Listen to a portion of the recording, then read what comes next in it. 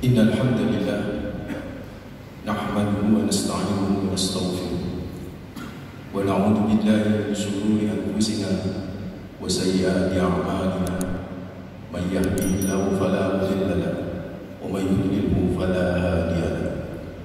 Asyhadu an la ilaha illallah wahdahu la syarika lahu wa asyhadu anna Muhammadan 'abduhu wa rasuluh.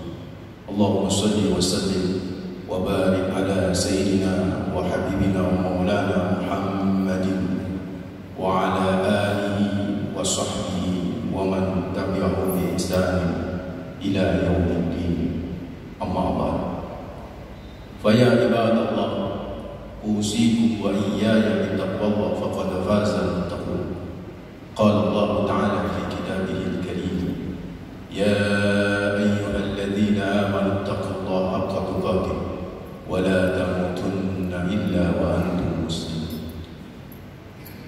Wa qala aidan fi ayatin ukhra, wa laqad yassarna al-Qur'ana lidh-dhikri fahal min muddakir. Wa qala Rasulullah sallallahu alaihi wasallam fi hadis sahih, ni'matani maqbulun fihima katsirun minan nas asy-syihhatu wal faragh. Shadaqallahul azim wa sadaqa rasul wa nahnu ala dzalika minasyahidin. Ikhwatal din fillah, hadirin jamaah salat Jumat hafizahullah, ya insyaallah salat dijaga sama Allah Rabbul Alamin. Alhamdulillah, pertama kita panjatkan rasa syukur yang mendalam, terus menerus kita haturkan hanya kepada Allah Rabbul Alamin, Tuhan semesta alam ini yang telah begitu banyak memberikan kenikmatannya kepada kita, yang begitu besar menurunkan karunia yang kita tak sanggup berhitung dengan nikmatnya yang luar biasa yang Allah karuniakan kepada kita. Yang bisa kita lakukan terhadap nikmat-nikmatnya adalah selalu bersyukur. Minimal wujud syukur di setiap helaan nafas. Tidak lepas untuk selalu mengucapkan kalimat hamdalah alhamdulillahirabbil alamin. Yang kedua, salam dan salawat terus kita persembahkan kepada manusia terbaik, pemilik pribadi yang sempurna, teladan abadi bagi kita, Rasulullah Muhammad sallallahu alaihi wasallam. Semoga salam dan salawat kita kelak bisa menjadi syafaat bagi kita di hari akhir. Amin ya rabbal alamin. Ikhwatal din hafizahullah, saudaraku hadirin jamaah salat Jumat hafizahullah, yang semoga insyaallah selalu dijaga sama Allah Rabbul Alamin. Nuzul Quran itu, turunnya Al-Quran, terjadi perbedaan pendapat di kalangan para ulama. Ada yang menyatakan Al-Quran turun 2 tahap, ada yang menyatakan 1 tahap.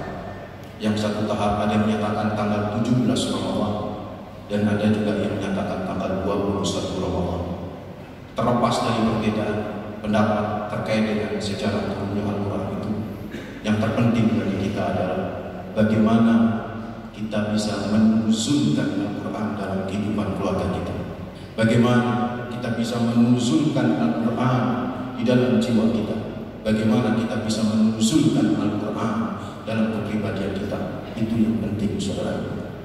Karena itu suatu saat Rasulullah Muhammad SAW pernah bersabda kepada para sahabat-sahabatnya, inna lillahi ahlina minan nas. Qalu man hum ya Rasulullah? Qala ahlul Quran, ahlullahi wa khasyatuhu.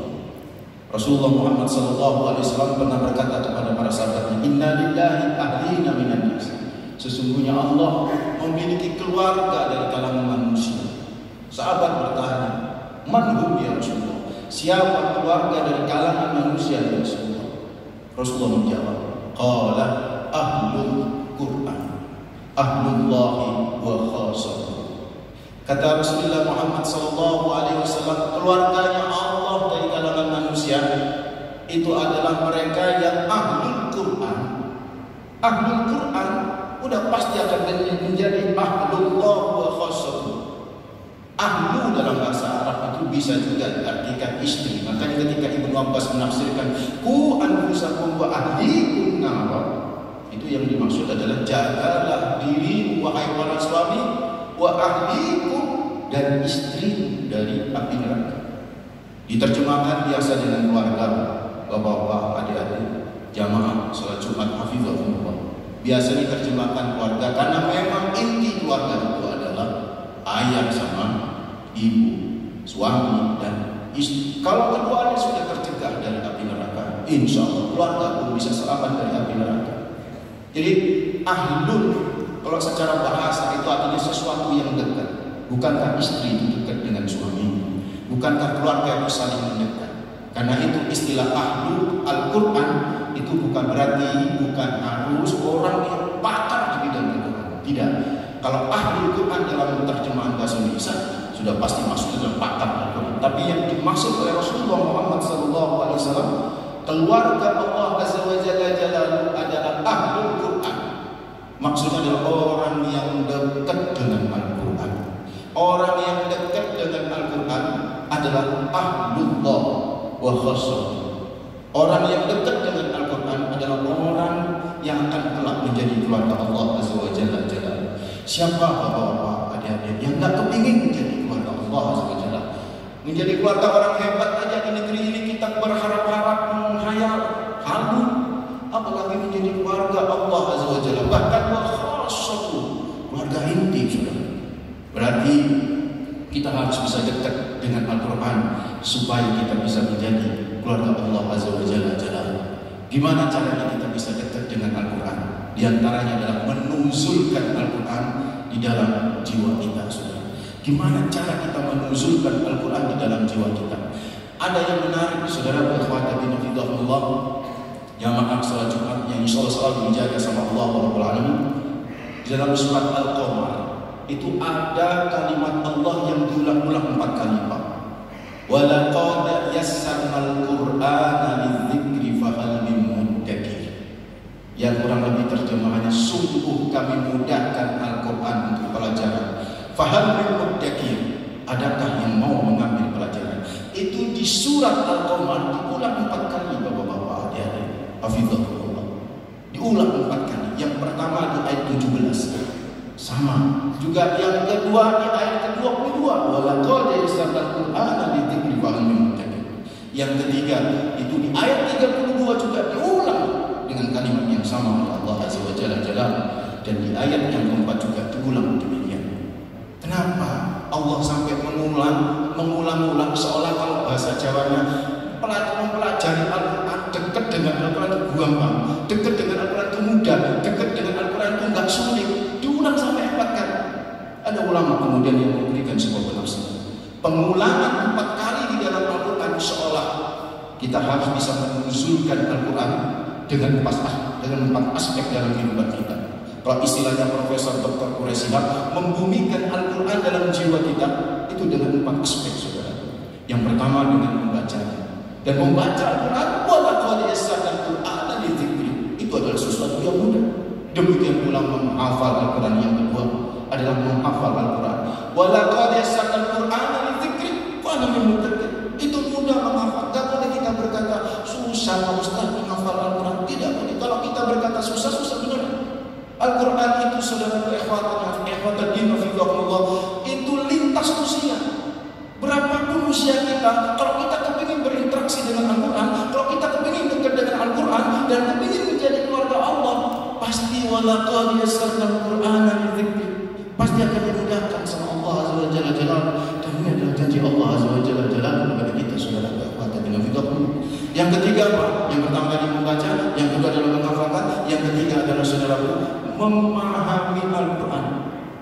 Dan yang keempat, saudara ikhwatuddin fillah, adalah sudah tentu adalah mengamalkan Al-Quran. Dan semua 4-4 yang ini mudah, saudara. Karena waktu yang sempit, saya tidak membahas 4-4-nya.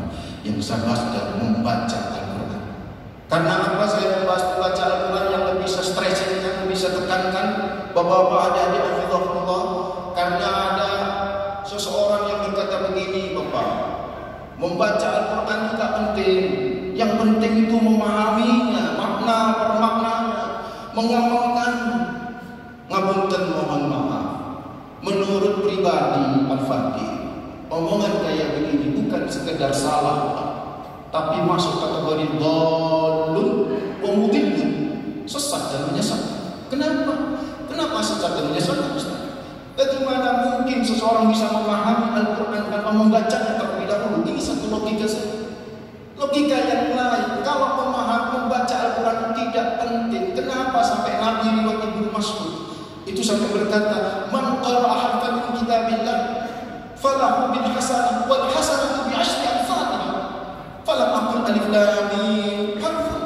Kata Rasulullah Muhammad SAW, barang siapa membaca satu huruf dari Al-Quran, maka dia akan mendapatkan satu kebaikan, wal hasanatu bi asyri amsalha, dan satu kebaikan akan dilipatkan menjadi 10 kali lipat. Itu di luar Ramadan, bayangkan di dalam Ramadan. Dan Rasulullah Muhammad SAW berkata, "Walam aqul alif lam mim."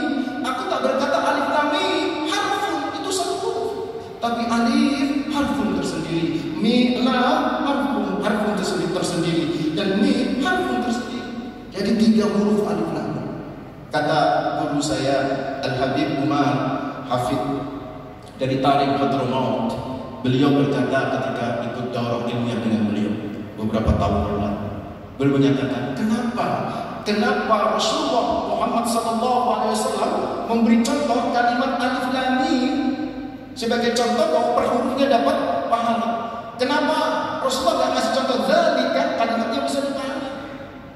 Kita nggak pernah bisa paham Pak alif lam mim. Jangankan orang Indonesia, jangankan orang Gresik, orang Indonesia, orang Mesir saja nggak paham Pak alif lam mim. Orang Saudi aja nggak paham alif lam mim. Nggak ada makna alif lam mim itu huruf hijaiyah secara tekstual. Tapi kenapa Nabi memberi contoh? Alif lam mim memiliki satu huruf dapat pahala 10 kali lipat. Karena seolah kata Habib Umar bin Hafid Tarik Hadramaut, seolah Rasulullah ingin kasih tahu kepada kita, you baca Quran, ngerti dan ngerti artinya, dapat pahala semua. Baca Quran dan ngerti artinya dapat pahala semua. Bayangkan kita ngerti artinya, kan begitu bahasa yang benar. Jangan bilang membaca Al-Quran tak mungkin sudah. Satu-satunya kitab suci di dunia yang meskipun nggak ngerti kita baca, Pak, nggak pernah boleh sudah.